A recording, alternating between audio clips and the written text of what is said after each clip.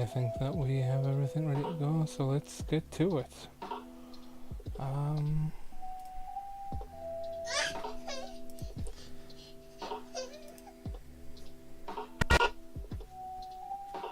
Didn't like that.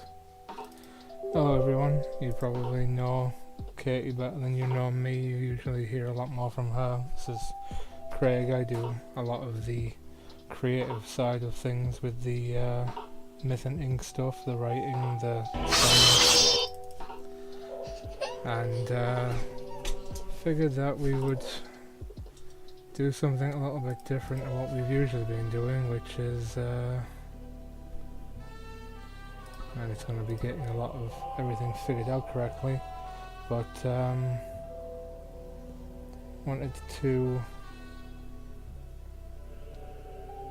just give the opportunity to give people live questions, live answers.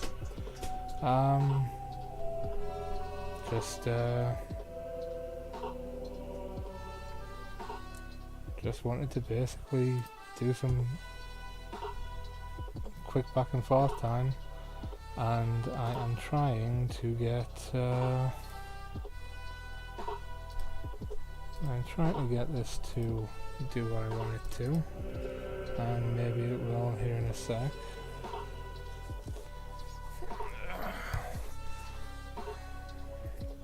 I've got one of the kids with me, so you might occasionally hear that.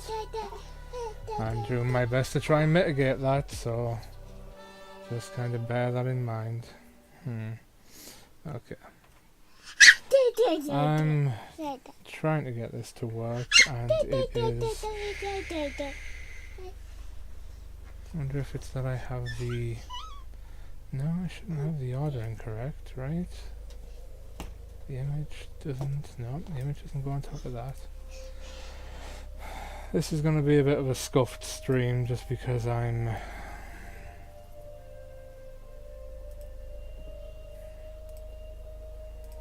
Okay, if I just try and capture the display wholesale.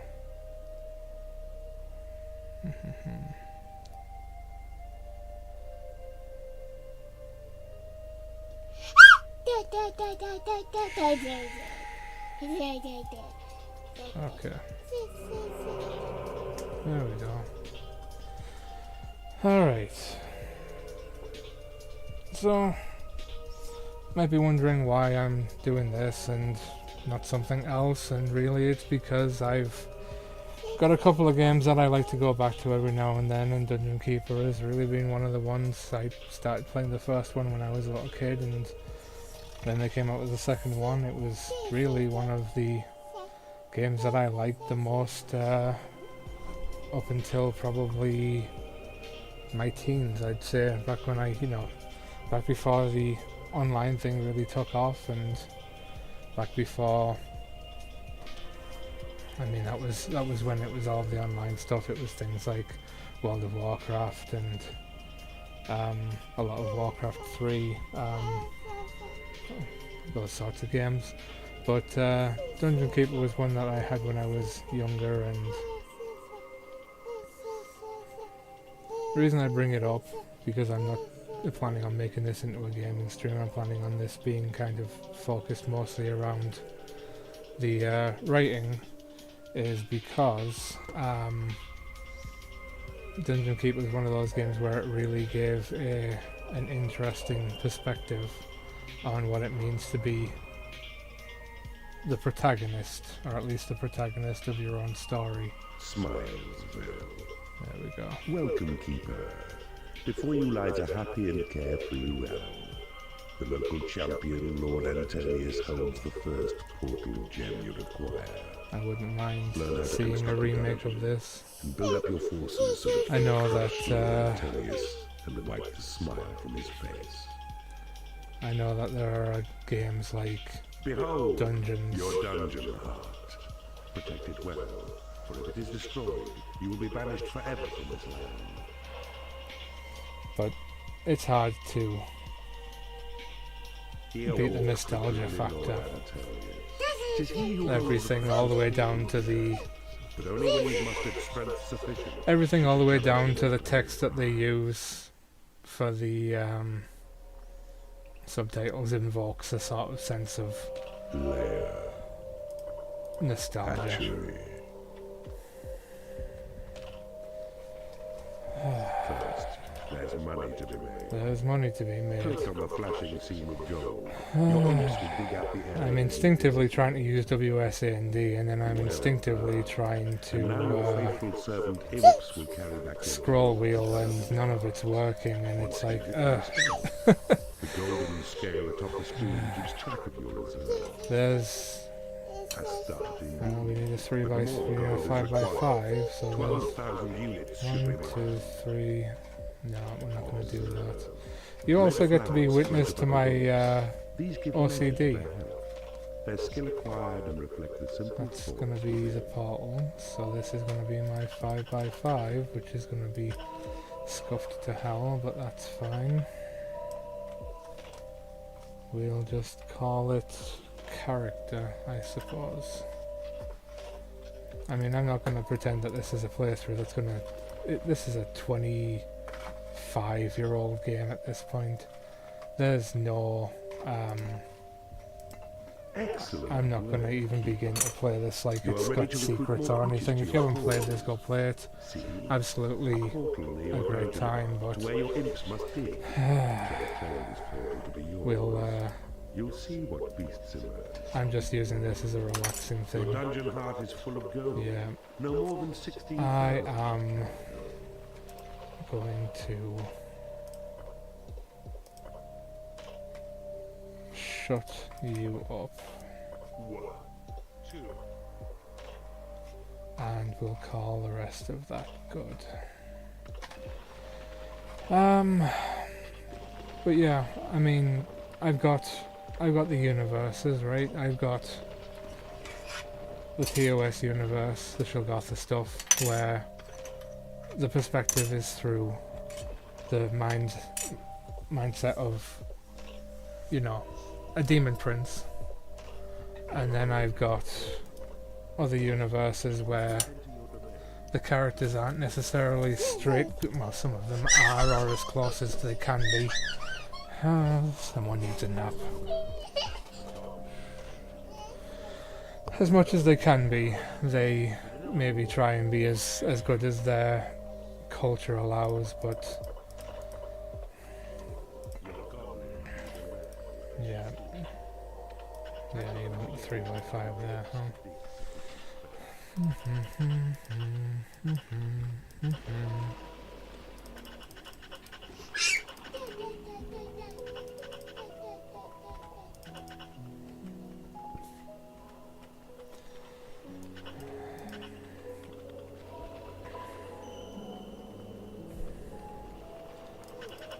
Just coming up with ways of adding a little bit of pizzazz to it. I mean, one of the issues with this game is it doesn't let you build the walls back, so you're kind of stuck if you make a bad decision, but this is level 1, we're not going to make a bad decision here. Fingers crossed. It's going to look really bad if I do. I don't even know if you can lose on this level, to be honest.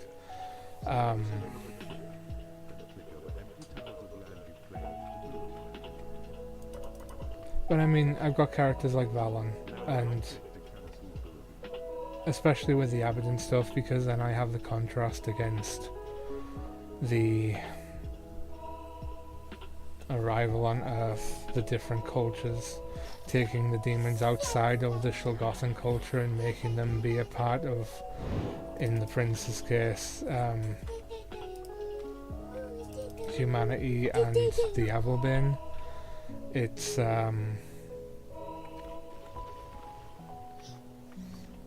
it brings to light more this is what they consider normal versus what is actually considered normal, or what we consider normal as humanity. And as I've gotten older, I mean, Dungeon Keeper does a very baseline job, you know, very Western perspective of knights and monsters, but it's not that clear cut, right? And so one of the things you've got to balance has always been what Oh, you want the hatchery there and not right next to it. Okay, fine, that's fine, we'll put it there. Oh, those are two things. It would be nice to put the hatchery here, but whatever, we'll just call that good.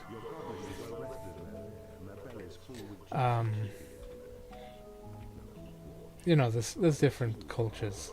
There's more than just the Western perspective. You have, even within the Western perspective, you've got people with different opinions on how things are interpreted, and it's not as easy as just sitting there and saying, oh yeah, this is good, this is bad, and you kind of have to play with all of the different facets of what is good, what is bad, if it's even applicable. Within the demon culture, I don't have that much of an issue because, oh dear, because there is so much homogenization. Really, the big reason for the homogenization is just that power is so centralized. Any deterrent, any detouring away from that power base instantly becomes a threat, and it's treated like a threat. So, you know, pick a culture, you know, Ottoman Empire, Christianity, China, Japan. One of them becomes the dominant culture in the world and makes it so that everybody else kind of has to do as they say. They actually have the resources by which to enforce all of the various edicts that they're intending on implementing. You don't have individuals or, you know, distant nations that are able to stand up to them. You end up with everything being homogenized, and in a big way that sucks. I mean, obviously that sucks because you can't do anything with that. As I've described it in the TOS stuff, the way that it results is that everything kind of becomes stagnant. There are no developments, there is no improvement, there's no reason to improve. I mean, you get to a point where everything is in good shape and you just say, okay, we're not going to let anything change, we're not going to let anything vary. We definitely don't want people doing things that are going to upset the balance. We don't want new technology, we don't want new systems of magic, we don't want people building in territories that we're not familiar with, because it creates that potential imbalance. We want to be able to stick with everything that we know.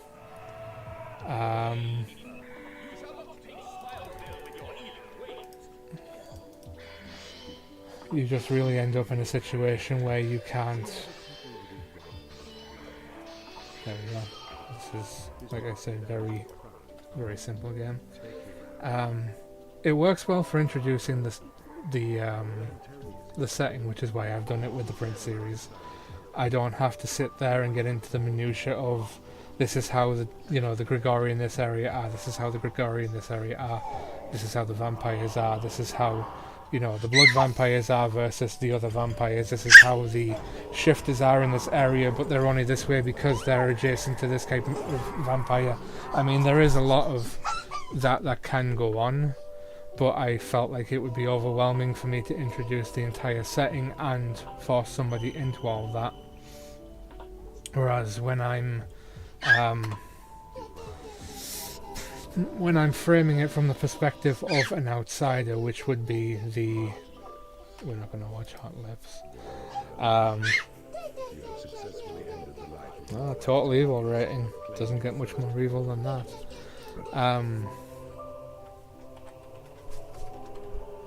When you're doing it through the perspective of an outsider like humans, the Avalbane, even a set of demons where they come after the fact, they are all of the demons in the first Prince novel have grown up with the Abaddon Timon. They know how he operates, etc., etc. There is no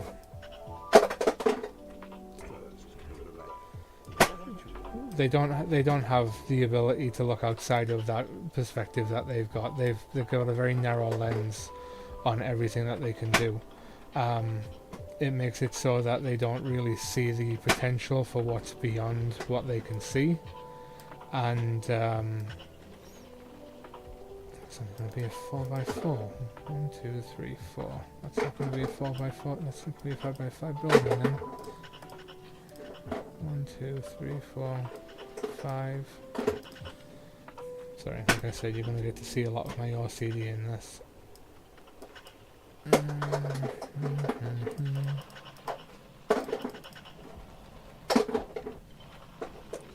Which one's going to be my library?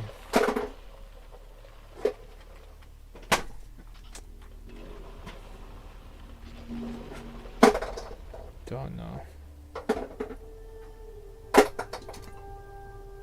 And I need a training room.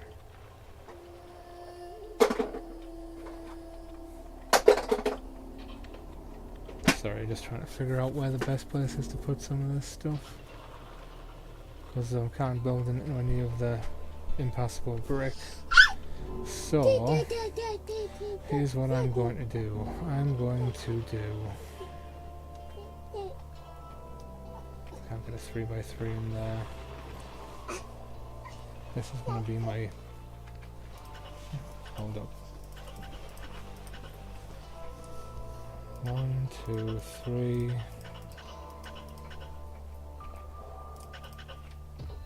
1, 2, 3.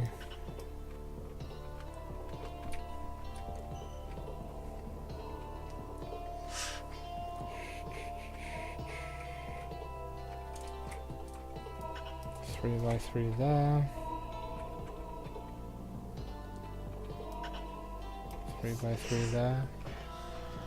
And what we're going to do is we're going to do a large lair and a large hatchery here, since this is going to be my front, and then we'll do small training rooms and libraries so that we can make the most of what limited space we have. Ideally I'd be doing 3x3s, 5x5s, but it's not going to work. So this is going to be my hatchery. Boop. That's going to be my lair, and so I'll make you a library. I'll make you a training room. Make one of you a library. Let's just do it odd. Let's do a library there and a training room there. Yeah, it's difficult to try and balance it all, because I don't want to be one-dimensional, and I hate the idea of it coming across as one-dimensional. But until I have everything in place, until I can say to until I can say to the reader, this is a reference to this. What's a good example so that I'm not just sitting there and spinning? So that I can reference Azarenis, or I can reference Baelzegoth, and yeah, I could sit there and I could make a whole big deal about the demons over there and everything like that, but because everything is focal on Nazran, because everything is centered in Shulgotha, doesn't really make any sense for me to overload the reader by talking about what the power structure is, with everything being, water travel is very difficult because of what lives in the water, so people aren't necessarily going to do a lot of traveling to and from these other two continents because it's dangerous, which means that in a lot of senses they are unregulated. Well, the Abaddon's influence extends out there anyway, so then the question becomes, okay, so if the Abaddon's influence is extending out there, how is he able to exert that influence without there being a reliable way for you to traverse the waterways to get to the other continents? And you end up kind of in this situation where it's like, okay, well, I could tell you, but is that something you really need to know? And the answer is almost exclusively going to be no. You don't, like... thinking of something off the top of my head, the movie Kingdom of Heaven, right? Really solid movie, especially if you're going to watch the director's cut. But Kingdom of Heaven, you have this entire movie about Jerusalem and the power conflicts, and it wouldn't make any sense for it to be starting to jump back heavily into what the politics are back home of countries like France and England, because the focal point is just Jerusalem. And while yes, you would sit there and say, well, of course there are things going on in France and England, because you've got these characters that come from these locations that obviously have had something going on that's brought them out here. I mean, at the end of the movie, I think it was he was approached by Richard II, where he wanted him to come and join in the crusade with him because he felt like he had a better chance with him at his side. Well, we don't know anything about what's going on with England, and we don't need to. We can infer it from the way that everything goes on, and the way that I decided to push it was, sure, yeah, there's stuff going on. It could be alluded to. I could expand on it in another book if I needed to. I don't really think that there's going to be anything in there that would lend anything to the story, though. The story is about Valon. It's about Palace. It's about all of the characters that are joining Valon on this round of sedition that he's doing, and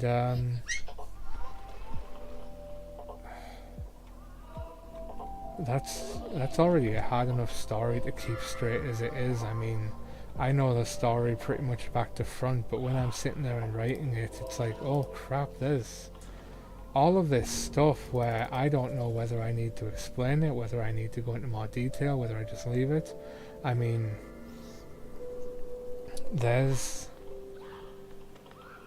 whole sections of things that I referenced back in the Abaddon series, or that will be getting referenced in the Abaddon series, where I have to make the decision of, is this worth me bringing up right now, or can I leave this until, you know, can I leave this for 5 minutes, come back to it and still have it be a solid point of reference when I get to that point.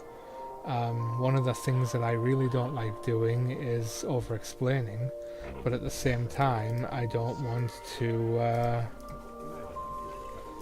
make it feel like I'm pulling all of these new characters or ideas or whatever out of nowhere, because it doesn't feel like it's earned. Well, I can't build the entire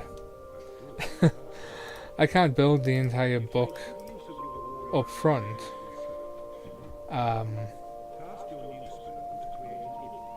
It just, and I'm wondering if that'll be fine.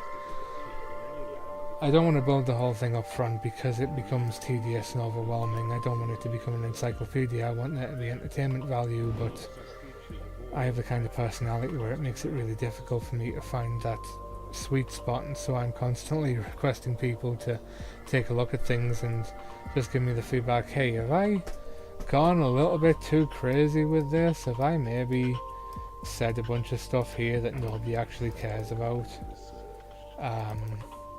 And the answer typically is going to be yes, because I mean, I know what I'm saying implicitly, my wife knows what I'm saying implicitly, because she's helped me build the universe, but oh,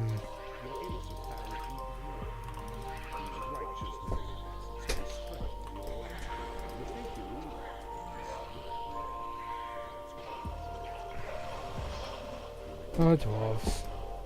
I'm wondering if this game maybe gave me the negative opinion of dwarves that I've carried into the Champions Guild stuff. I don't have an issue with dwarves in most other media. I mean, the most popular one I think everybody's going to relate back to is going to be the Hobbit stuff that came out. And there's a couple of other dwarf related media that have come out in the last couple of years that has been pretty good. But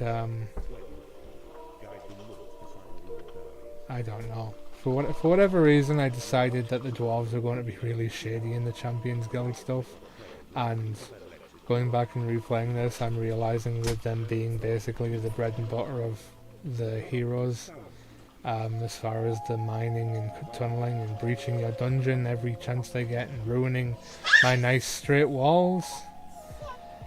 I'm thinking that might have lent itself a little bit more than I care to admit. But yeah, that's not what I was trying to say. I was trying to say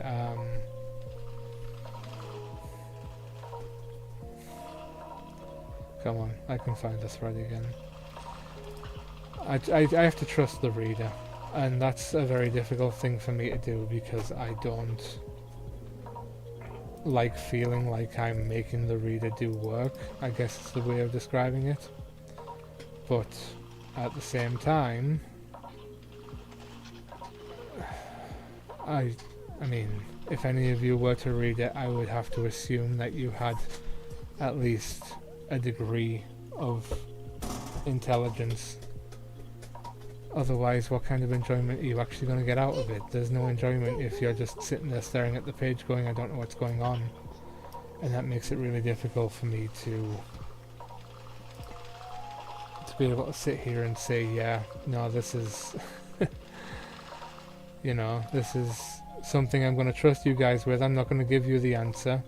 I'm going to just let it sit here for a while, and maybe someone will notice the way that I've used specific words and phrasing. Maybe someone will notice that I've deliberately not said something, or that I've deliberately left something obscure. Oh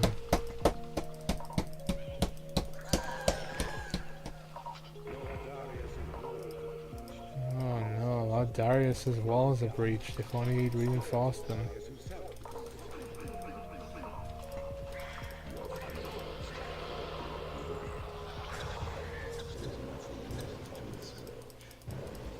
Now this goblin's going to be in trouble if he doesn't get somewhere where I can help him. There we go. Yeah, go back to bed.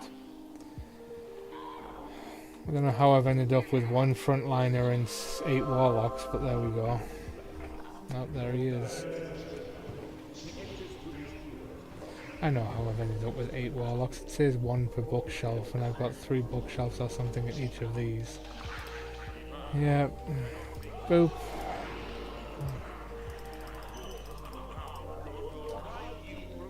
We're gonna have to get into a point where that'll work. This is stupid.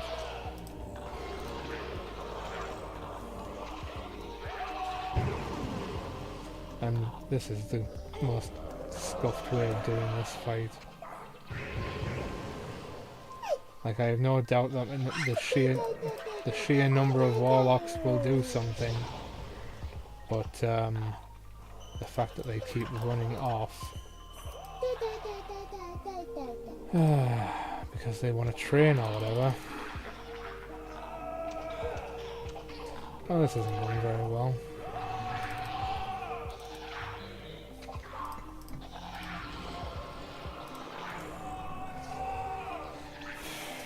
There we go. Wait for the goblins to do all the work.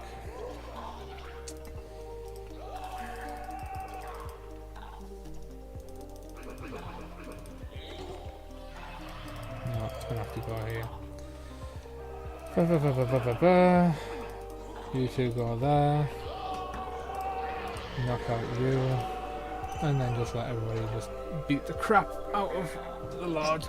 And we'll be done. Careful. Oh, I discovered the legend, a magical item. A bunch of mana. That would have been nice about 5 minutes ago. I will use it now. I'm not going to pretend that I played that anywhere close to smart. I would have usually waited for everybody to get trained up to level 4, which is what you're pretty much supposed to do, but I mean, I'm not trying to speedrun this, I'm just trying to...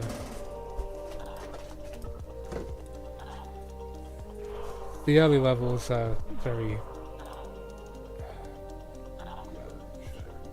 It's fine. It's not. When you get doors and stuff, that's what I like of the game, because it allows you to personalise things a little bit more. And obviously having more creatures and being able to run around with the possession spell makes having the possession spell makes some of this stuff a cakewalk.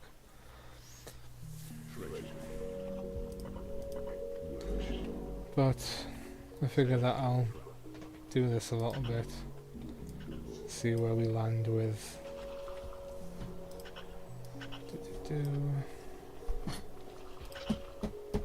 and then the portal is there, and the treasury, and I have the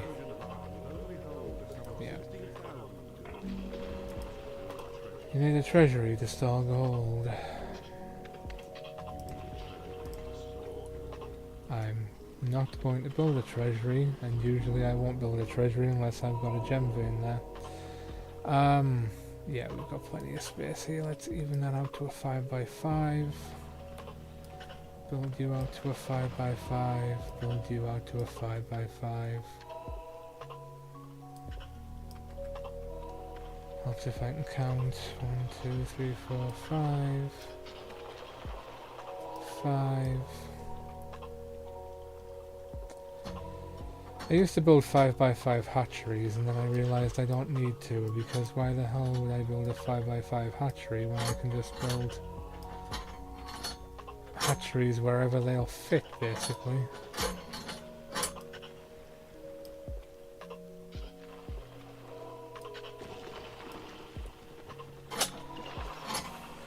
Same thing with libraries and training rooms and stuff like that. So we'll go ahead and stretch you across there. And there's no particular reason why I'm building these, except that I like the aesthetic. 3x3. Actually, let's hold off building that any more than it needs to, because I know that this goes to the rest of the level somewhere. And I don't, for the life of me, remember exactly what this level looks like.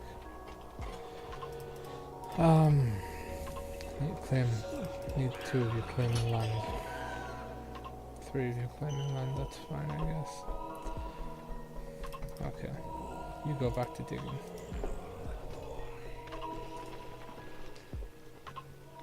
But, yeah. Trusting the reader. My wife tells me that I need to do that a lot. I generally have a hard time doing it because I want the reader to have a good time. I don't not trust the reader. I just don't necessarily trust myself to give all the information, and then I don't want to go back and have to fix it. But we can... I don't want to stew on that too much longer. Figure I'll talk about something else. I guess one of the questions that might come up is, hey, your big deal is Tales of Shulgotha, why the heck did you start off with the Champions Guild stuff when I'm empty space? And it's literally, looks like he's wearing a gas mask. It's literally just that I didn't want to start off with too big of a project, because I wanted to make sure that it was done right. And it's a really big project to take on the TOS stuff. This is going to be ridiculously sized. 15,000 for that. Where are my imps?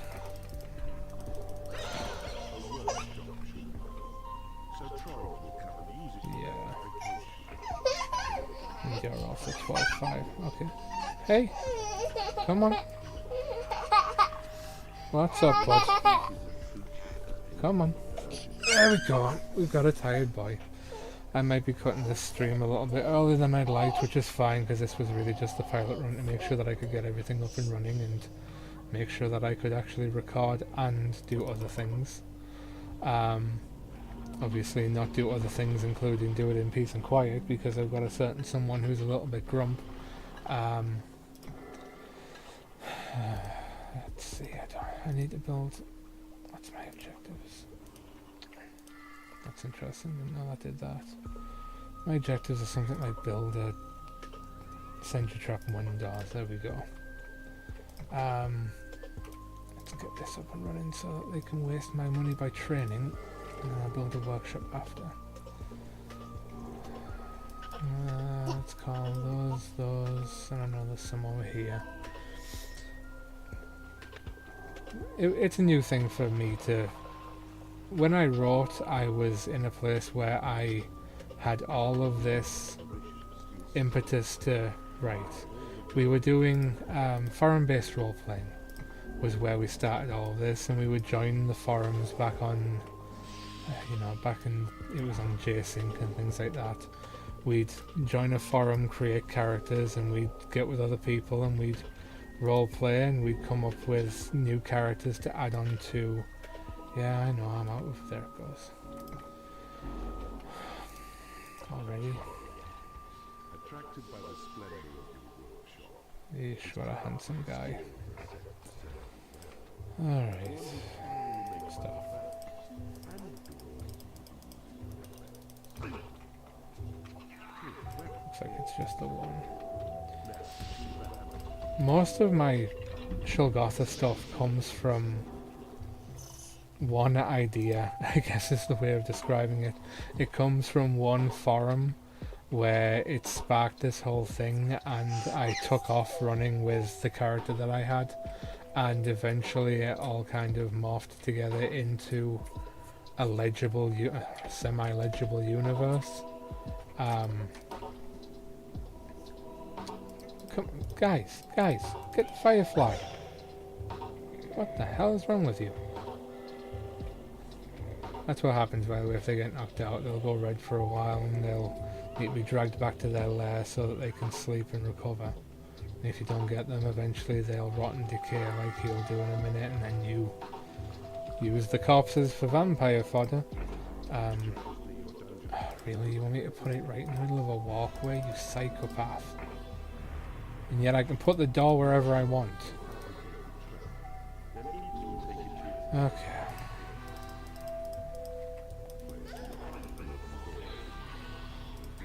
Alright, don't worry, I got you guys. So I started off by just writing parts of Valon's story, basically, and I'd sit there and I'd write, this is all... I kind of summarized in short detail everything about his rise to challenging Nazran, and then basically when I got to the point of...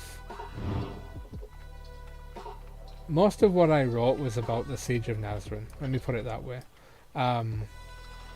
I started off there, and I actually think that that was the best place for me to start, because I wasn't bogged down with all of the... Uh-oh, a sneak rogue.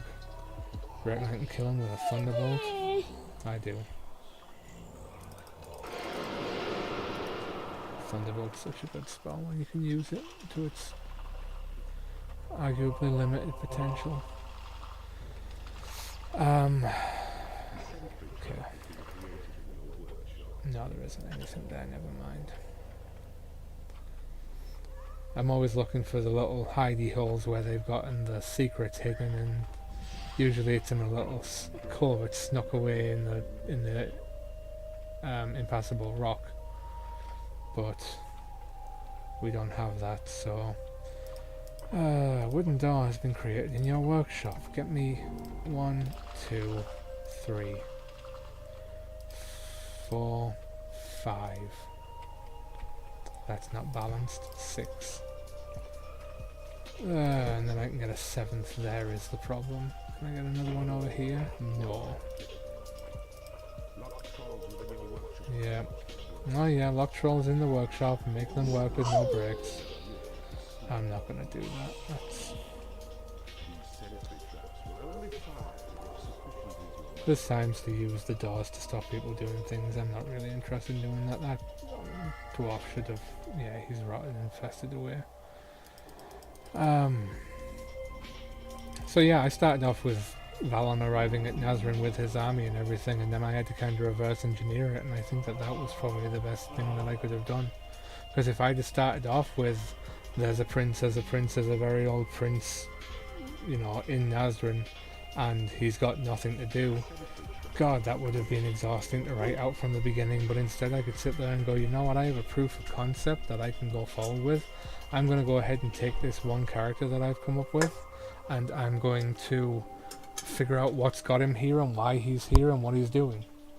And you know, that's not how usually I would like to write, because that's really an awkward way of writing out your characters. But when you've got something that works out really well and you want to flesh it out, that's just what you've got to do. So I guess if anybody else is in that kind of situation, not that I anticipate many people are listening to this going, oh God, please give me your words of wisdom.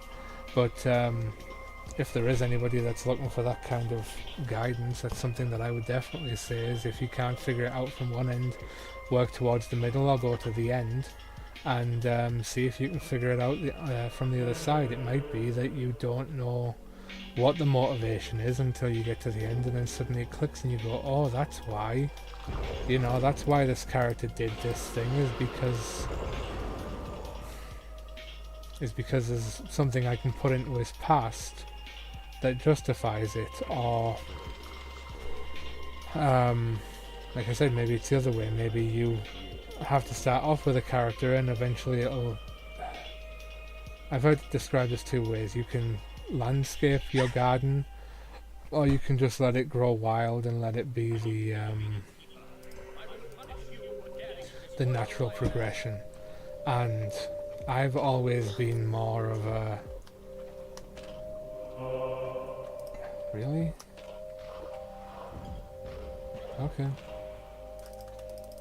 This level's going to be over quick. I guess I'm probably not going to find out. Dispels the fog of war to reveal the secrets of the realm. I probably shouldn't have picked you up because I'm not going to get the rest of my cannons out, but oh well, that's not the end of the world. Deb. Come on guys, I just need you to get... I just need him on my property so that I can shoot him. It's kind of offensive that I can do that. Deb.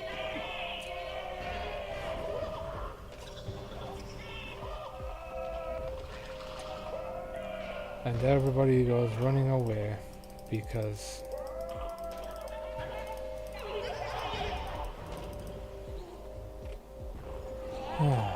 At least my cannons are doing the work, right? I think the knights are supposed to, or just the knights in general, create a aura of fear, and all change. And my creatures are cowards.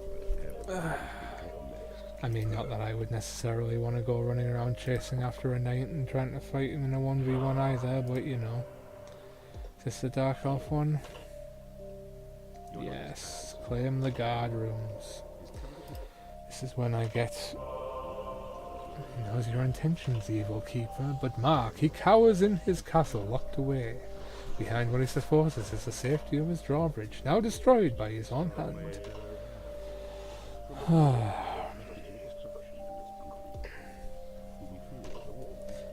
It's got a great aesthetic. I don't know if this is what people necessarily want to do with their time. Like I said, I enjoy this kind of game, so 3,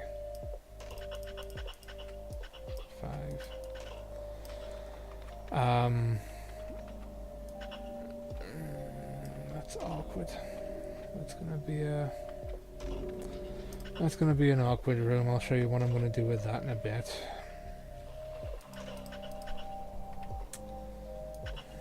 That's gonna be a 3x3. That's gonna be a 3x3. That means that's not even gonna be a 3x3. Outstanding. What the hell is this? That might not even be a 3x3. That's going to be a 3x3 with an asterisk.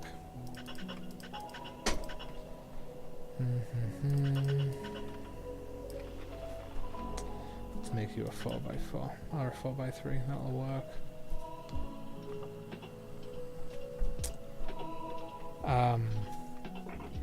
Yeah, if you can figure it out from the front, work backwards and do it that way. There's a solution for everything, just depending on how creative you want to be. And sometimes the solution is, oh god, I can't figure out how someone's going to come and rescue this character.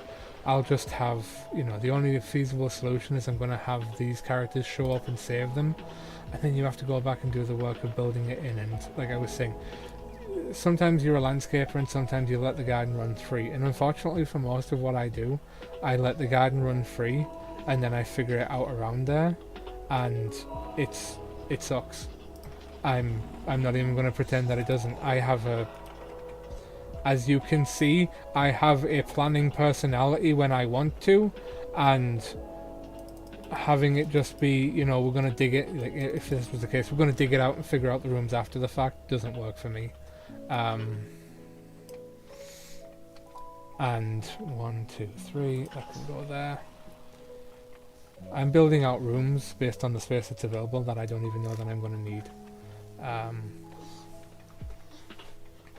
But I mean, I have access to 6 rooms right now, and then I'll be claiming the guard rooms, so there's, you know, that's going to be my front, so that's going to be... what have I done to myself? This will be the training room, that'll be the lair, which means this will be a library. Pick up all the gold, since my workers don't do that for me. If you just leave it sitting here, it'll just accumulate and it'll just fill itself back in when you use gold that's in there. Like, that's going to jump back up again. There, it's back up to 16,000 because it's realised that there's money in the bank. You'll be the lair.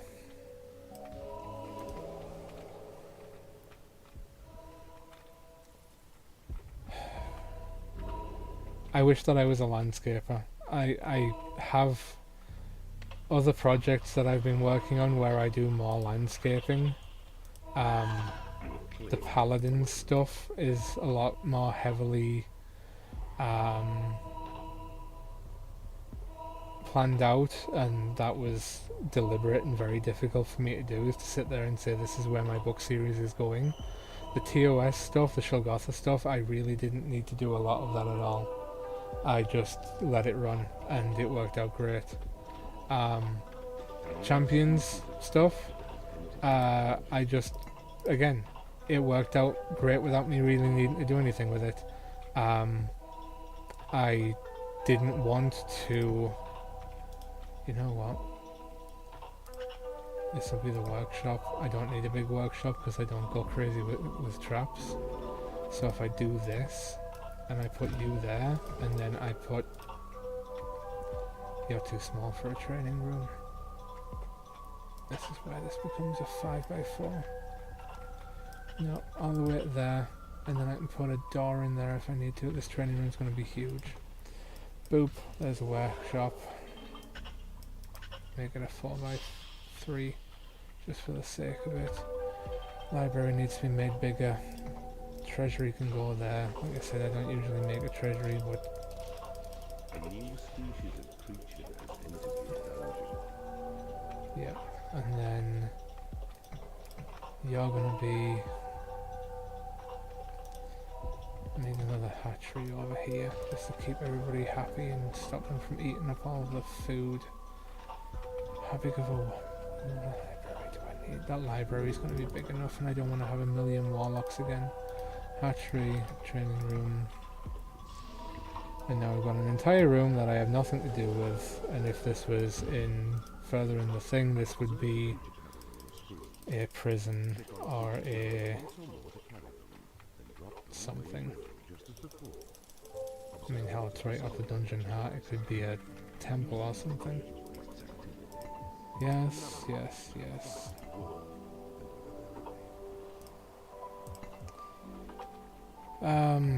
That's gonna get me the dark I need to get that rolling because I need a dark elf before the... You.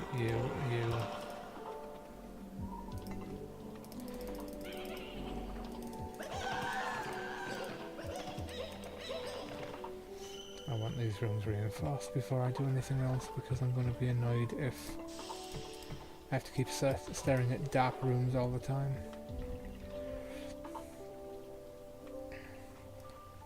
Yeah, this has just been excavated for the sake of excavating.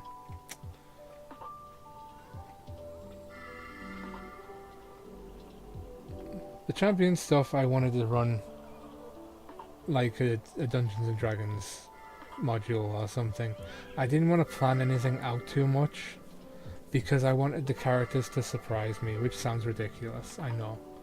But if you've played Dungeons and Dragons or if you've done any of that stuff, you know what I'm talking about, where the character is in a situation that even though you've put them in, you weren't necessarily ready for, and suddenly this character is reacting in a way that you maybe were never expecting. And I've had that happen with characters. There are whole characters that have showed up that I didn't even anticipate being in the book, and now they are headlining characters. Maybe not headlining, but really important. There are characters where I thought I was going to have them killed off, and I went back and looked at it and I went, no, this character is too good to just, you know, wipe away like that. I've got to try and do something with them.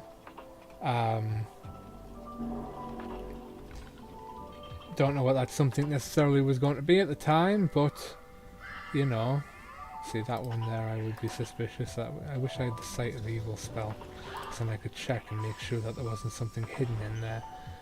All of these little alcoves where it's like, oh, maybe there's something, you know, right there and right here, where it's like, oh, there could be something there. But the only way to find out is to dig through my... There's the guard room. Dig through my walls and ruin my foundations so that I can satisfy my curiosity. The flashing area thing and the guard room thing took me so long to figure out when I was younger, because the guard room has an area of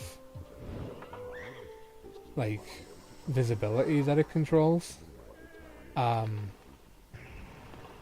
just realized the benefits of going back and being older. I've just realized why there are 2 3x3s right here next to the guard post, and it's like you don't have to send your dark elves anywhere else. They can just build a lair there and eat there and guard all the time and be happy. Let's see, what do I do with this? I wish I could zoom out on this. Oh well. I kind of feel like I should flesh this out and just... Yeah. I don't have to... Behold, the Dark Elf. Amazing bald lady with a crossbow. Gibbet. Making a home 80% efficiency. I don't know what 100... I guess I could slap her and make her go faster. That plays well for radio.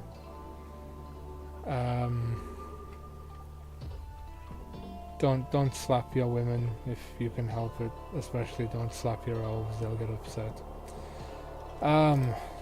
You're gonna level up, I'm afraid, lady. I'm not going to let you just sit there and guard when there's nothing to guard.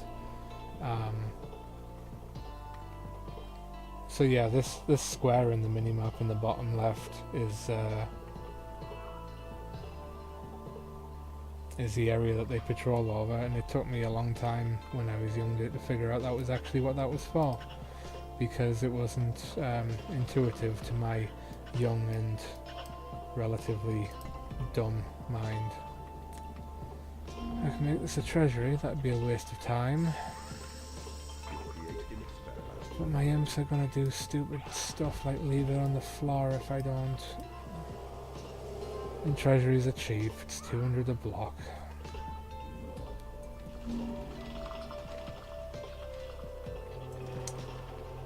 Another hero gate that I can't do anything about.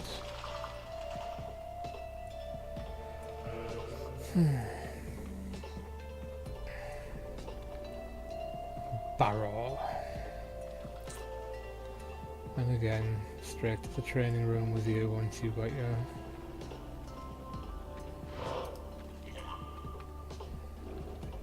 I kind of feel like the male urinal thing applies here, where it's like, you've got this all the way over here, should have done it all the way over here.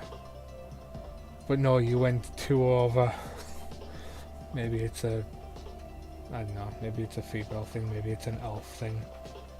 But... all this real estate! Look at all this free real estate! The chicken crap off the floor. Okay, oh, I don't need to... I guess I could do this. Let's get some more. Those 2 would be fine. Boop. And yeah, I feel like I'm going to just spam sentry traps. There's so much gold here, I'm not going to be at risk of running out of it. It'd take less than 1 payday for me to get all the way at the end, fight the boss, and... oh no, it's more dwarves. 1, 2, 1, 2, 3, 1, 2, 3, 1. Dip. Good God, they're slow. What are you guys doing? Thank you. All my range guys just sitting there in the back, thumbs up their backsides. Now do the next... really? Just go train.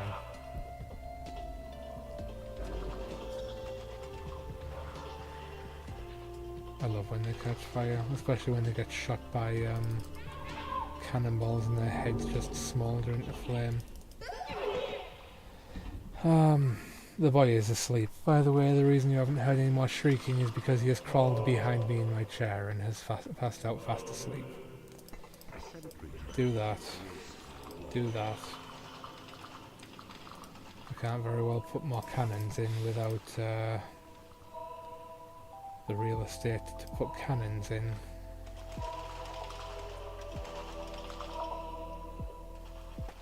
Boop.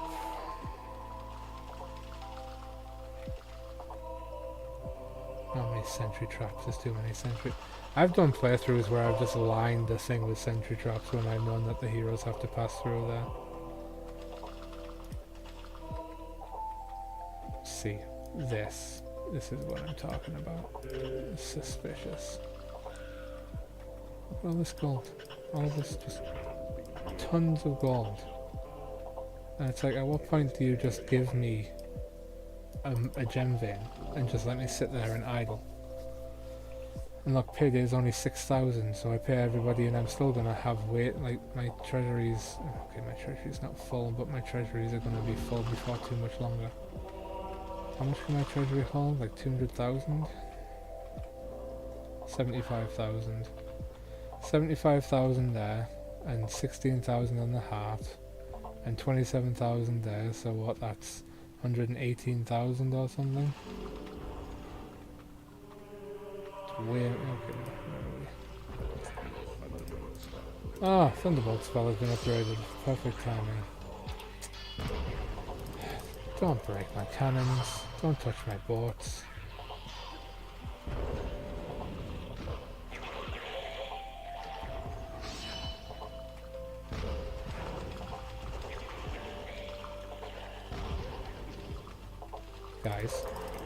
Guys.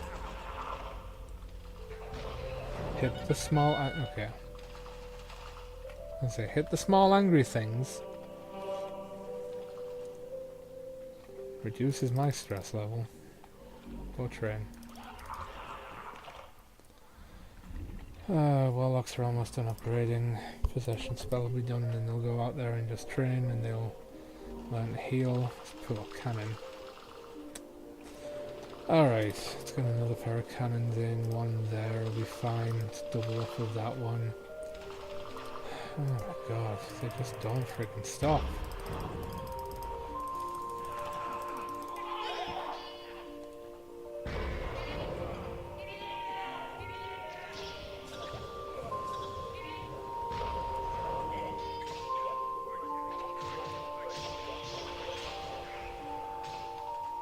Well, that was easy. Oh, of course, there was a guard there and he absolutely butchered my cannon.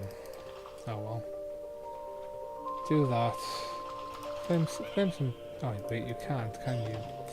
Wait, I know what's happening here. We're all being stupid.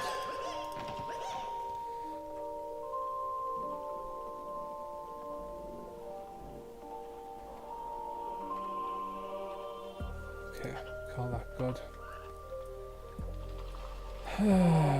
Cannon's repairing itself.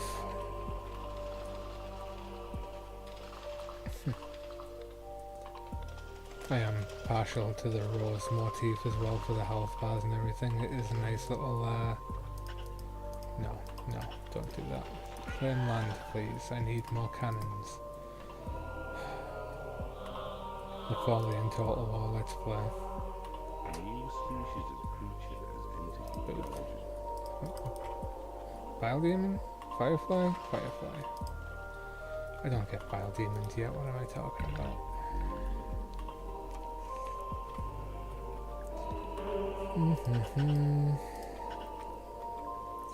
See, random walkways cut through the rock, it's like, suspicious, suspicious, suspicious, suspicious. Need more imps. That's what this comes down to. More labour, that's the key. You know what, sure, go ahead and claim land and reinforce the dungeon. There's barely anything to reinforce right now, as far as I'm aware. Dungeon has been breached. Oh, fuck. Okay, well.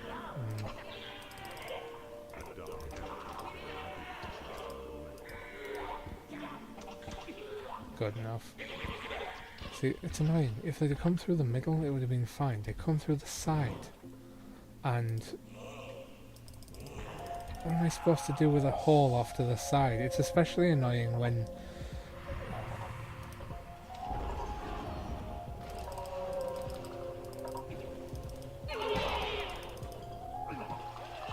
It's especially annoying when I've got stuff that requires three to a side, like... This lectern on the side of the library requires these 3 in a row. So if I dig through here, I'd lose any access to a lectern on my library, and it bothers me. Oh, for God's sake. Well, that troll's dead, because I don't think we can pick him up. Ripperoni. Can't wait till I get bridges. Bridges.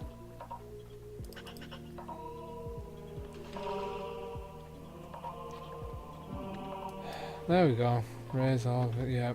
So get everybody at level 4 and then make them all level 5 and make a mockery of the game. It's not make a mockery of the game, there's not really a way of doing that with this game. But it does trivialize the, you know, the bosses and stuff when you're able to... Why did you go there? The other one go there? I don't know why I bothered doing that. I knew there wasn't going to be anything there. Might as well run Q2 off so that you can easily get around.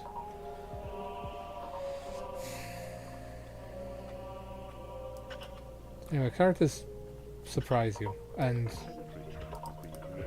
I think that there are characters that I thought were going to be side characters, like Jack, where he was originally just a footnote in Rosie's story.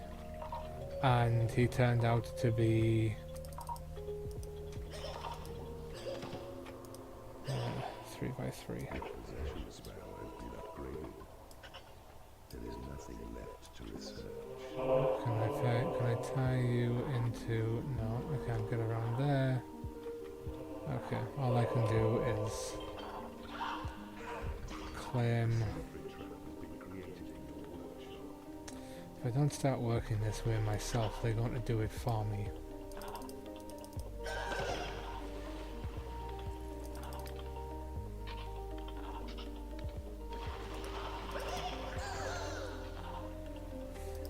I bet one of you is not training. Yeah, see, there's the other guard post.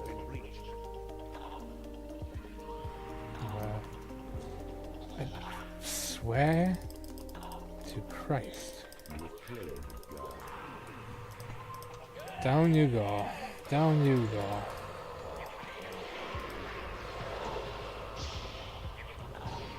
Oh my god, those are big misses. There we go. Oh, the Dark Elves learned that, by the way, if you were wondering where that flurry of knives was coming from. At level 3 or something, they learn how to throw knives in addition to just using their crossbows. They're very useful as backliners. Unfortunately, for frontliners, I've got a goblin and 2 trolls on a firefly. And it's like, okay, what am I supposed to do with all this, guys? Would love to do something useful with a troll and 2 goblins. Build it out. Build it out. Might as well just make this. I guess it doesn't even matter which one I make it, does it?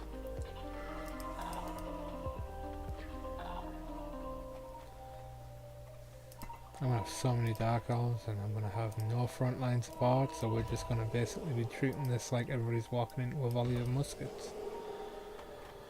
And hoping that it dies on the first volley, because there might not be a second. Go that way. Probably an item there.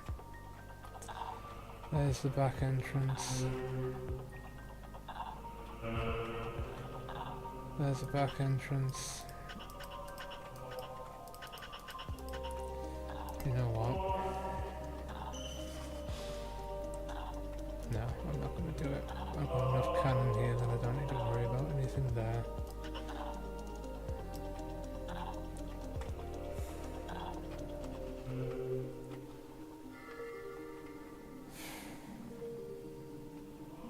You just relax and enjoy the game a little bit, I think.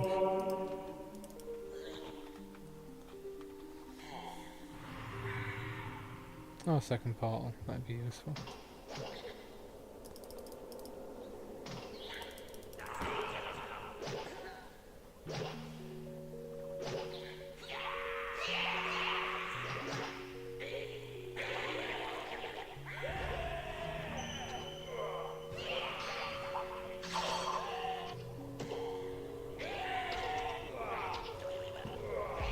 Eventually I'll get the heal spell and it'll make it easier for me to take on these. God, level 1 guards just absolutely...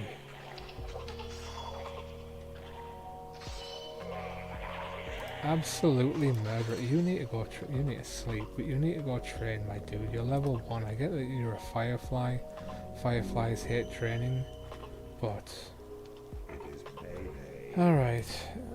Imp, please be level 4. Good. You need to go heal. I don't know where your lair... well, I do know where your lair is. Your lair is probably right here.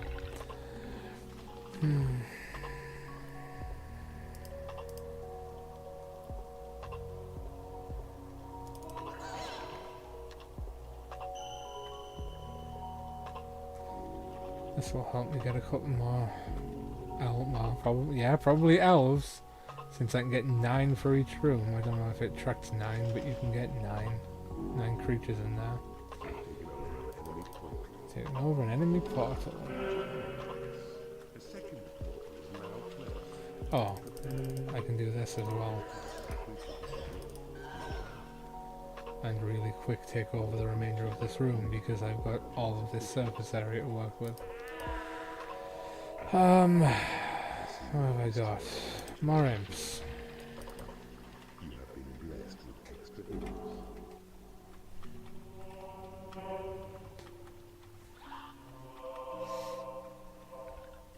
Jack wasn't really supposed to be much of anything. Jack was supposed to be a footnote in Rosie's story. And I realised that I needed to make him a threat because I needed her to have something that was driving her forward, basically. Like, why would she... You know, what conflicts does Rosie have? Well, she has her past. Well, her past isn't an active threat. Well, by doing this...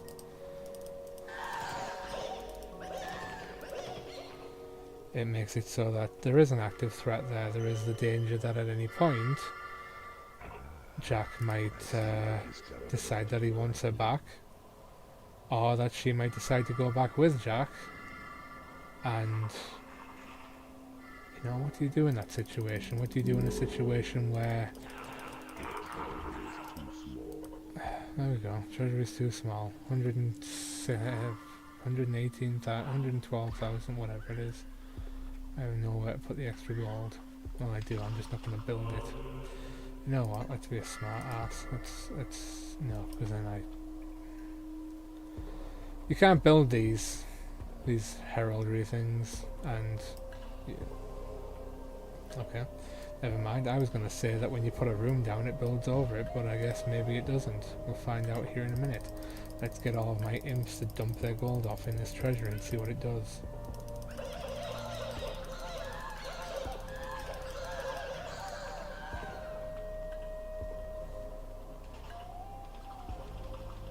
Well, at least for right now it hasn't removed them. Unclaimed land bothers me. I wish I could just get bridges to just take it and then delete the bridges, but...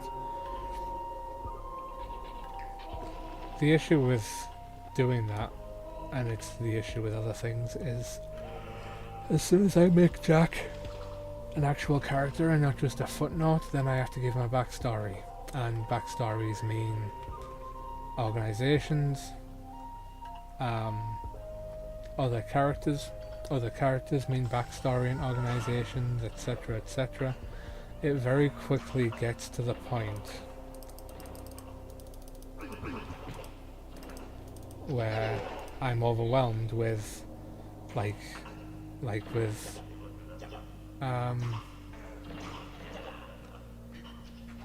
Jack. There are characters that support him and finance him and assist him with doing things, and those characters were never part of Rosie's backstory, for obvious reasons. She, you know, wasn't exposed to them, because why would a character like Rosie need to be exposed to the Maestro, or to Cuthbert, or to John? I'm sure that John, more than any of the other ones, was a character that she did know about.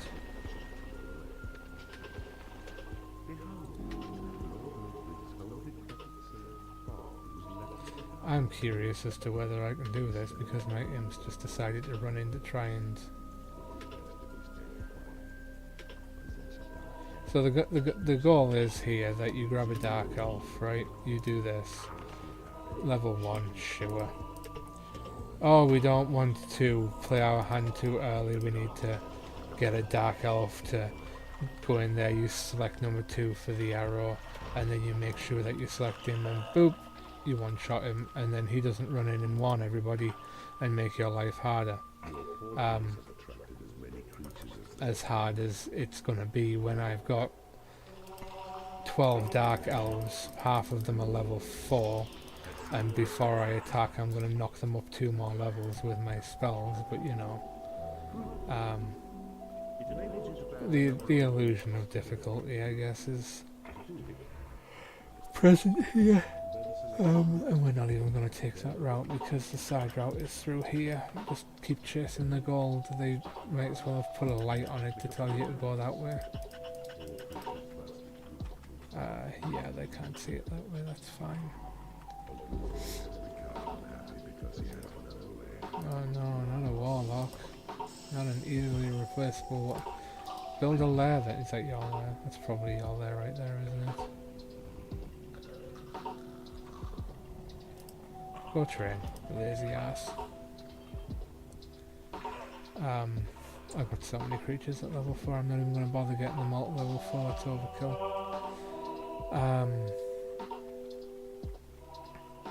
But you know, it's kind of one of those things of what are you supposed to do when you know, when you're creating an organization.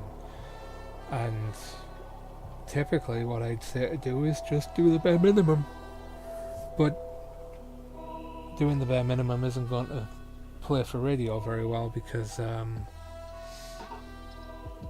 if you don't know the answer to the questions, then you're stuck trying to grasp at straws when someone does ask you that question. And I'm not saying it like someone's going to come up to me in the street and be like, hey, Where does Jack get his financing from? Who are his trade partners over in Salasova? Does he have any, you know, does he have a stake in a place like Pieball? Does he have somebody over there that could fence his goods if he were to... Wow, that imp is really ballsy. I'm impressed. I'm going to do this for you because this is silly.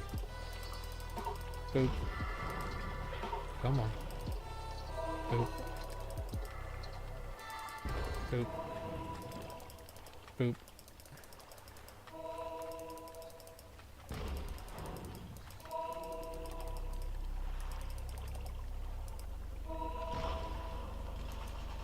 You guys go do your own thing then. There's nothing else to do in here. That runs through the side.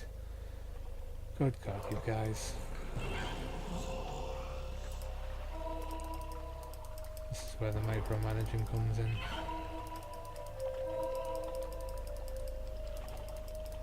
Okay. Another question is, do I do 2 simultaneous attacks or do I do one from one side? It doesn't matter. Dig, dig, dig.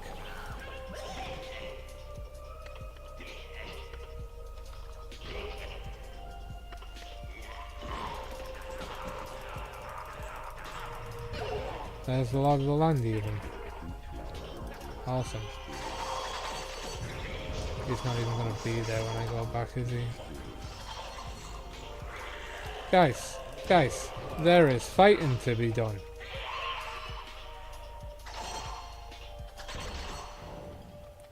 Okay, all of you turn back around. There is fighting to be done.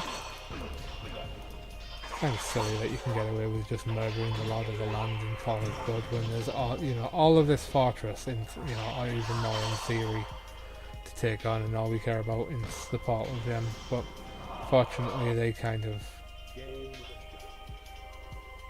made it a little bit more interesting further along. I didn't even get all the secrets, so there you go.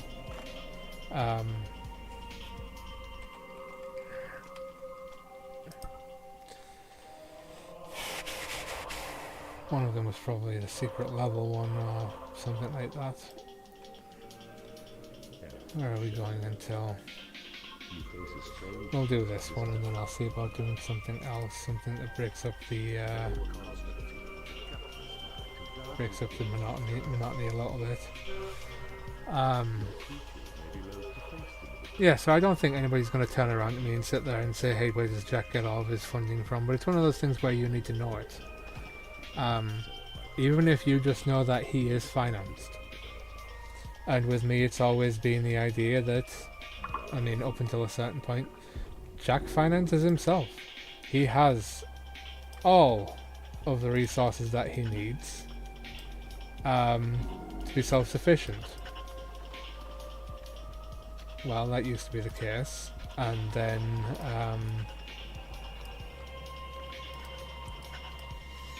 I started introducing other characters, and it began to be a question of, you know, Jack doesn't need all these other characters. Why do they even exist? And I don't want to just sit there and justify the existence of characters for the sake of justifying the existence of characters, but it builds out the world. And, you know, I think of, like, side characters in D&D. All of these little one-off characters that you make because you need someone's going to be manning the booth, someone's going to be in charge of exchanging coin, you know, somebody's going to be the one who knows how much a pound of coins is and how much it's, you know, how much gold is worth in terms of silver and all that sort of stuff. You got to have someone whose job that is, otherwise you are building a world that's not necessarily realistic, and when you start to lose the realism, you start to lose the... In my opinion, when you start losing the realism, you start losing the ability to put yourself in the world.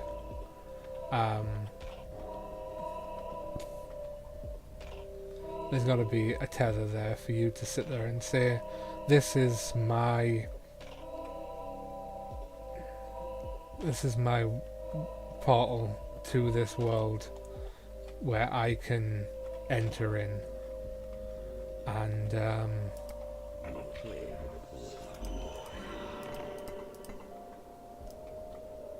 if it's unrealistic, you don't have that. If it's unrealistic, you start questioning why do you care about the stakes? If the stakes are, if the stakes are always high, why do you care about the stakes? If everything is unrealistic, if there's always money in the bank, if we don't never have to worry about Jack running out of money, then he's unrealistic as a villain or as an antagonist or as a protagonist, as the situation may be.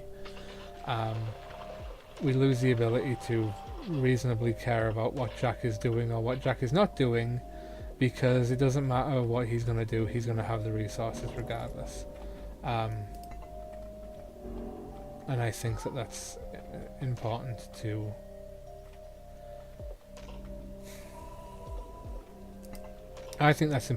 keep track of. Because if you've not got a limitation on what your characters can and can't do, then everybody can do everything. And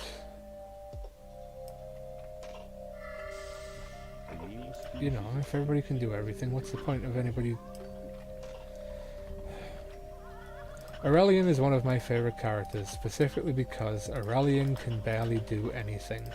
Aurelian can stand, and occasionally he can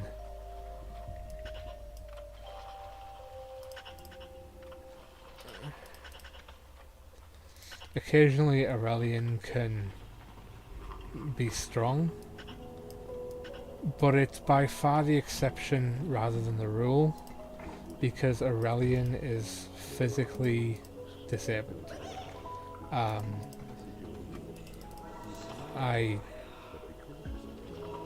I'll be honest, it's a fantasy world. I haven't given a name to the issue that he has. I know that there are real world equivalents that I could draw from, but I'm trying not to because I don't want it to be that he's got, I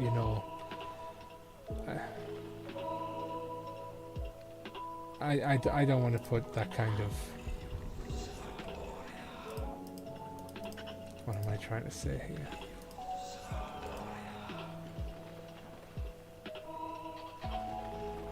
There are some magical afflictions, there are some real world afflictions that are appropriate to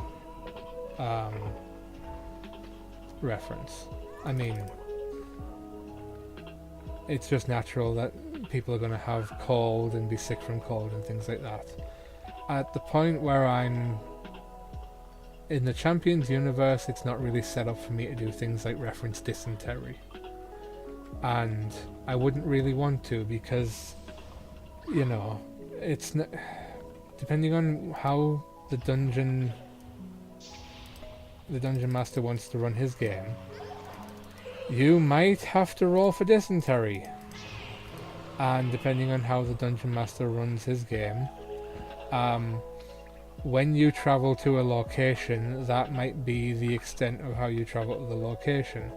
I'm not particularly shooting for vastly realistic for the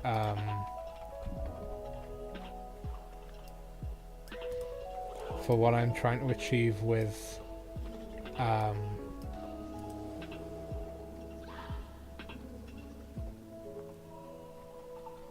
like traveling and things like that. So at some point I'm sure I will have a name, because it's one of those things that will bother me until I get it done.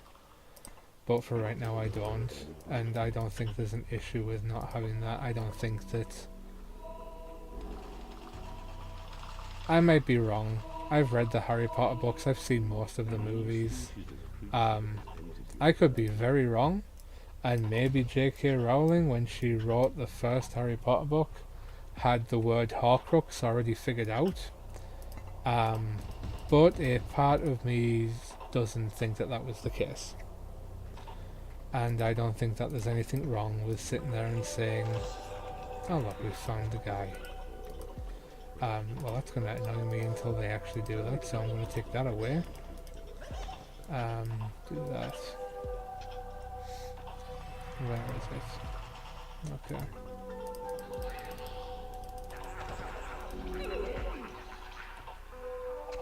And I don't have to worry about my troll getting lost in the water this time because he's actually got bridges that he can be picked up off of.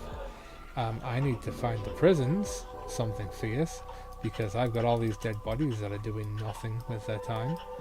But we'll get there. I think this is them over here actually. Cool.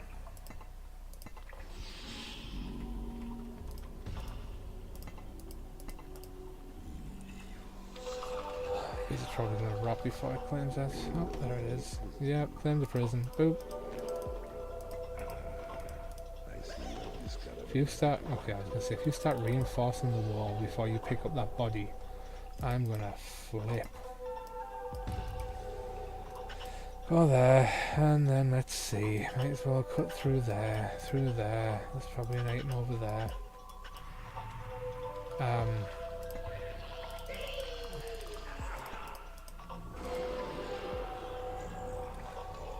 There's going to be a lot of situations where I come up with the how after I come up with the why, or however you want to describe that.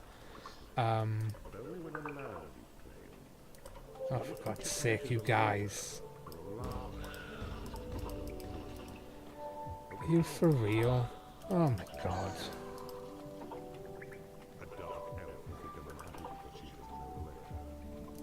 Guys, dead bodies, skeletons, please, thank you. Guys, dead bodies, skeletons, please, thank you. Should not be having to sit there and micromanage picking up the dead on a level where the dead is the goal. Secret level. Secret tunnel. Secret level. Oop, check out those. Nothing there.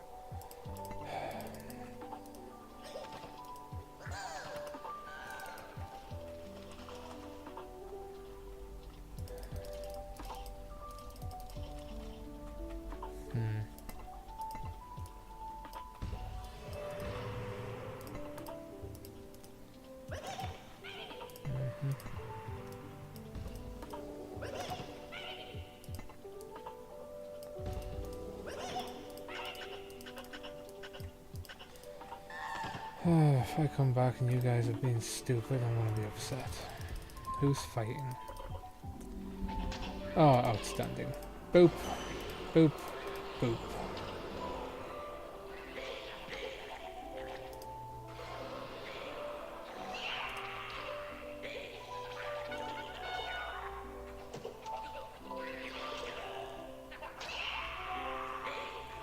Imagine you arrive, you walk into someone's door and the first thing you have to do is grab your crossbow and start shooting a guy that's beating the crap out of the residents. 3, 1, 2, 3. Oh my God, my dude. Pick up that dead body and take it to the prison. Do I have one of everything? Yes, yes, yes, yes, yes, yes, yes, yes, and I've got the prison. And the prison is a skeleton.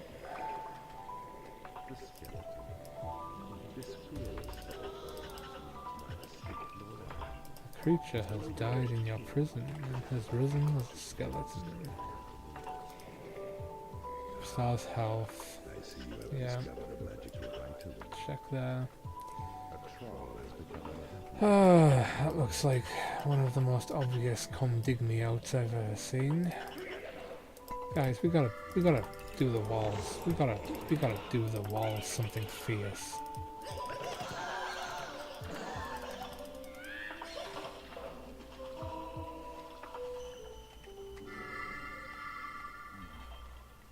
This is Dungeon Keeper, not Darkest Dungeon.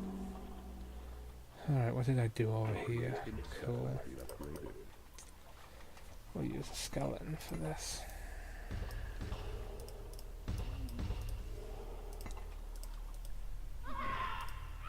No.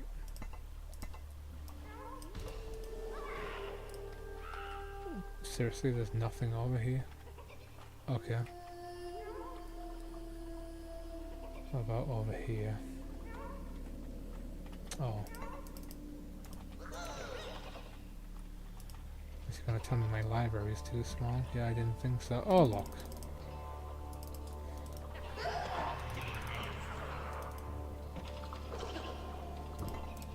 Oh, nasty pieces of work.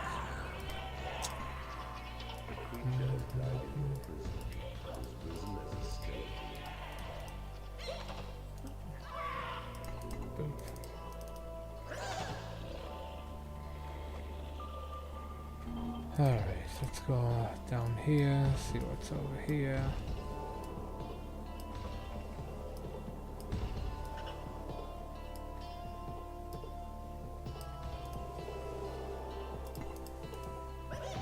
That's what's okay.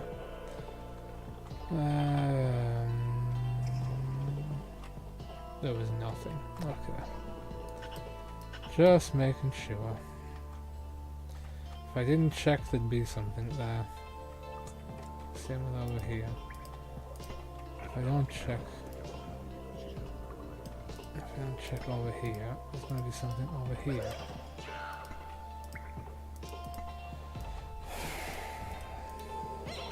Eventually Aurelian's disease will have some sort of name. I'll decide whether it's magical or non-magical in nature. Right now, the way that I've got it figured out is that it's non-magical, but maybe I'll change that. I don't know for what reason I would change it, but there could be a reason.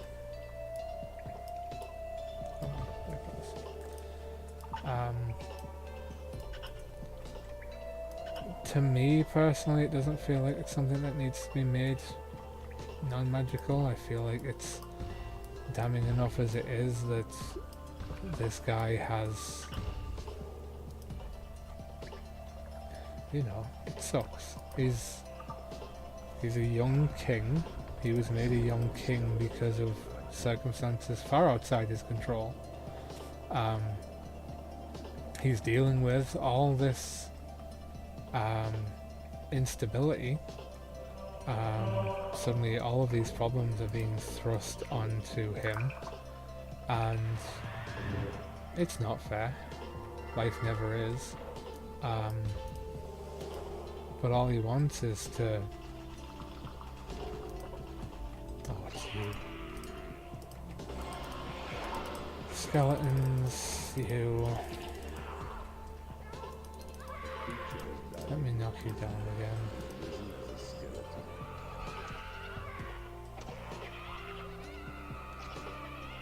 Alright, good enough. We're getting kind of to the point where I can probably wrap this one up. All I need the skeletons for is butchering that, and then... Let's see. Oh look. A friendly face. My dude, what did you do?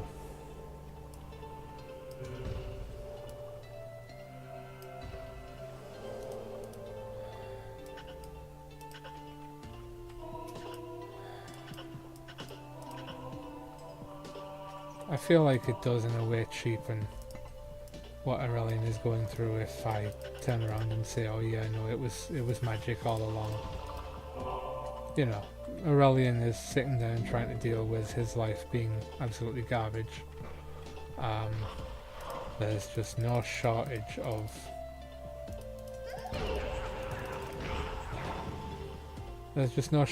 problems, and having it be something out of his control feels like it's, I don't know, better for the story, I guess is how I would put it. Aurelian is doing the best that he can in the circumstances. And I think that there's a lot of people that can relate to that sort of thing. I mean, 2025, right? How many people, how many of anybody that's listening to this is doing the best that they can despite the circumstances going into 2026? How many of you had a good year in 2025? You what, my dude? You what, my dude? I don't think so.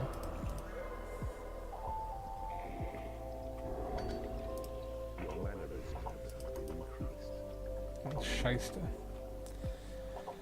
I know that we didn't. 2026 is turning out to be different, yeah. I don't know if I would call it better yet. We need a bigger church rate. I'm going to do this.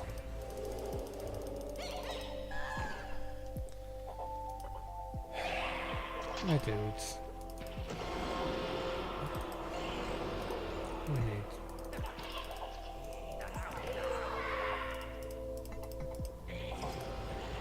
Well, I tried. The problem is the game is going to keep supplying me with enemies to fight long after I have like... Oh, my library's too small? Wild, okay.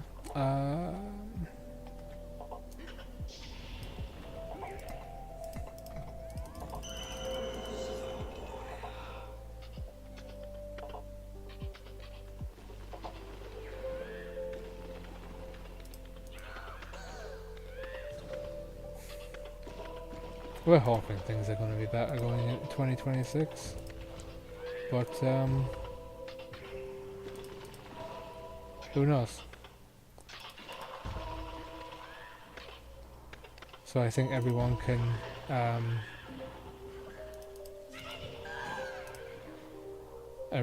definitely relate to the idea that sometimes things just suck. Sometimes there is nothing you can do about it except just power through. And God, do I hate sitting there and acknowledging that sometimes all you're going to do is power through, but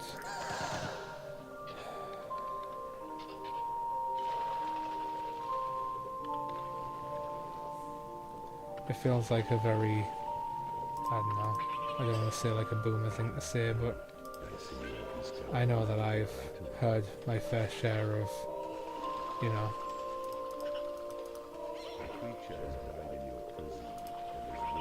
just stick it out, just, you know, make the best of it. Be thankful that you have X or Y, because back in my day, this isn't aimed at anyone in particular, but I've heard it. I'm sure you've all heard it. This idea that you need to be grateful for barely having anything to hold on with. Hello. Very obvious room.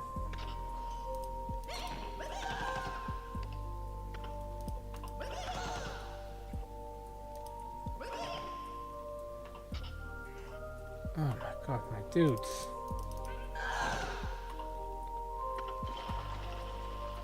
Hello, doll.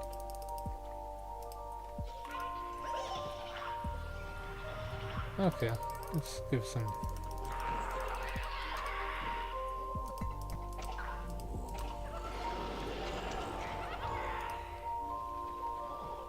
One of you go there. 6 of you, and the 4 of you... Your Thunderbolt spell has been upgraded. The worst part is I can't do anything with these skeletons. Once they die, so I don't... That's why I've got the heal spell, that's why. 1, 2... Are you? Okay, I need another one to actually start claiming land. One sec. I'm gonna make this easier on myself. Boop.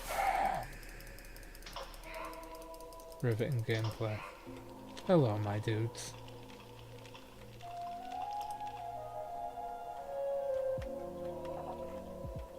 Do this right, you don't even need the prison. Well, you do, because there's no way to get to that without going through the prison, but you know.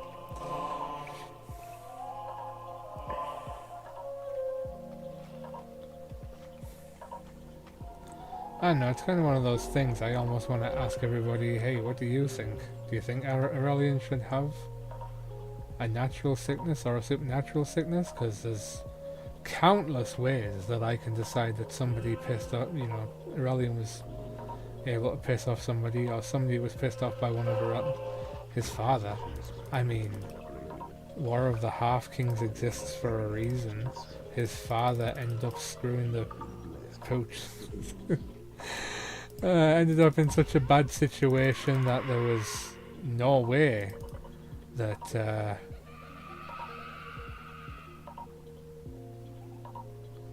somebody's gonna be left over with hard feelings from something that Aurelian or his predecessors did. There's no way that there wasn't, because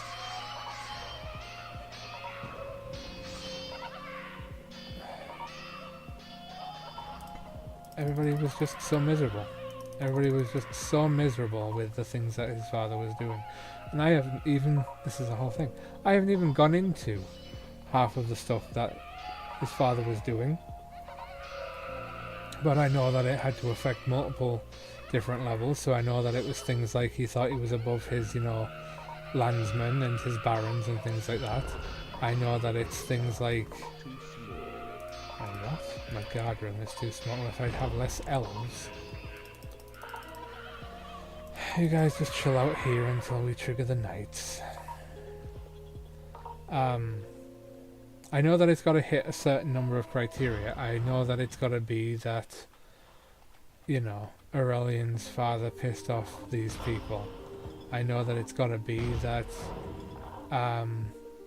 he was instituting things like taxes that hurt the poor. I know that it's got to be things like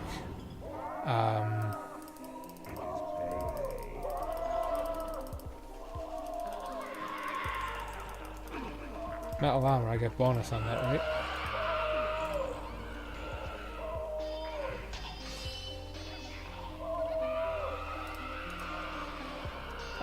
It feels really cheap to have a bunch of skeletons sitting there just laying into a knight while he's knocked down and prone on the ground.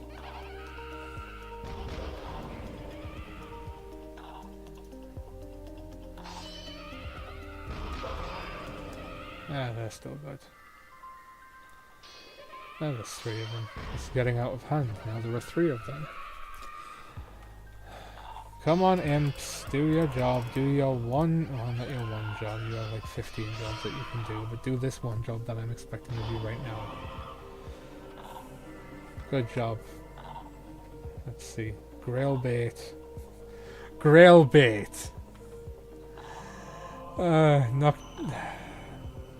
the hell does that say? Noctivagant and Wumpus.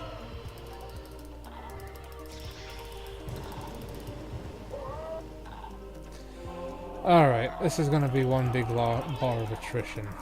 This is how this is... Oh, wait, no, maybe he's going to be stupid. He's going to be stupid, and we're going to do this.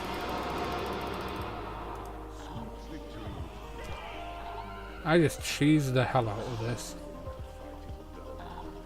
But because I cheesed that so well, let's watch the the Horned Reaper go and claim his gem for this one. I know that there are certain metrics that I need to hit with Igaron. I know that he needs to be bad to a certain degree that he lost power, but that he needs to be competent because he held on to power for a certain period of time. Dividivia intensifies. Baked beans. Now we've got all the secrets. I gotta get it into the portal. You have a limited amount of slaps to remain under par. So what I'm gonna do is that, then that. Excuse me?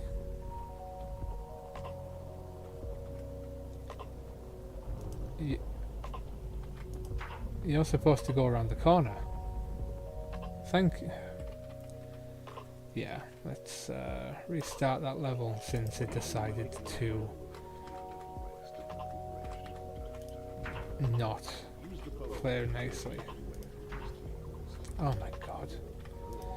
You see why this one stresses me out? Even malignant overlords need to get good at golf. Well, guess what I'm not good at? There we go. Okay, and then I need to slap you going that way. It's gonna break. Yeah, I turned the wrong way on my camera. This is gonna be by far the most tedious part of this, which is, I'm glad that I left it for the end, because who doesn't want to wait until the end for the tedious part? Yeah, round here, then I need to slap you diagonally. Yeah, if I can do that in two, that'd be great.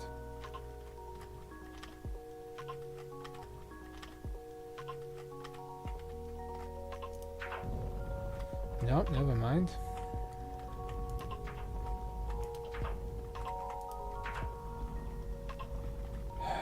Yes, no, maybe. Now I get to replay the whole level.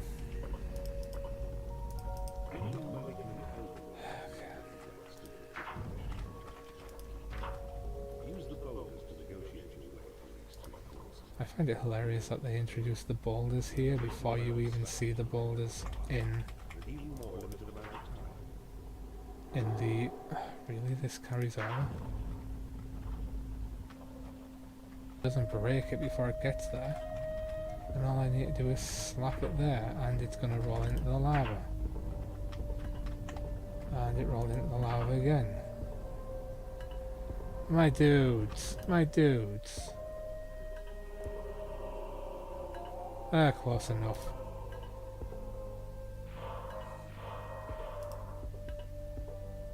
By attacking the front of the castle, he will prevent Iron Helm's minions. Yeah, this is in my opinion where the game starts to open up, so it's probably as good as the time. Interrogate prisoners, capturing wandering heroes. This is where it starts to really open up. You're no longer playing this static version of the game where you're just assaulting the enemy stronghold. You're actively having to complete objectives, and then you get into this area where you're fighting other dungeon keepers. So actually let's continue the campaign, and let's just start on this one, and I'm gonna just save the game.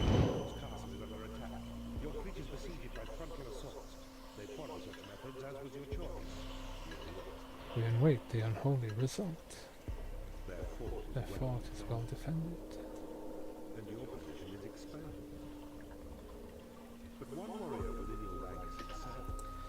Yeah, it's at this kind of point in the game where you realise why the appeal existed and why it did so well. Just gonna let that one speak for itself. Just call that one MNI1. That way, if I, for whatever reason, don't get a chance to come back to this and it resets, we don't have to go through all of those levels to get back to where we were. The other part of this, my pet dungeon. Absolutely.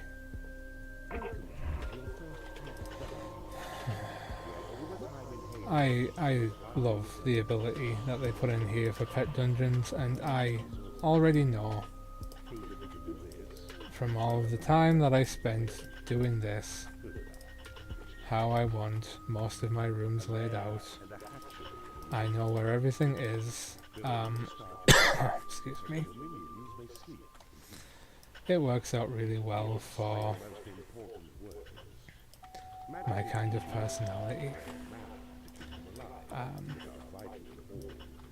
Don't know how long it's going to take us to amass 10,000 points. What have I got to do? 50 slaps and research all of my spells. Well, we get the library pretty quick here, so let's just start getting the imps going and we'll start getting on those slaps. Hey, buddy. Hey. Oh, and this is the boy having his wake up. Even though nobody's moved him. Because it's hard to be a boy.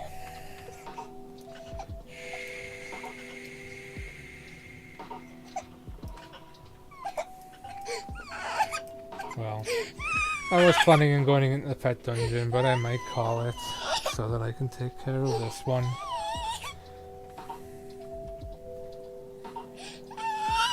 Let's go back to the main menu. Hey. And let's just kick this over to the... I mean, how long did we go there? Definitely a while. I don't see anything saying exactly how long we went. Almost 2 hours. I could have gone longer. We might have switched over, but we had some good opportunity to talk, and if anybody has questions, wants to drop a comment or anything like that, go ahead and leave a comment, or next time I'm on here I'll try and give a little bit more warning. And I'll see you guys next time.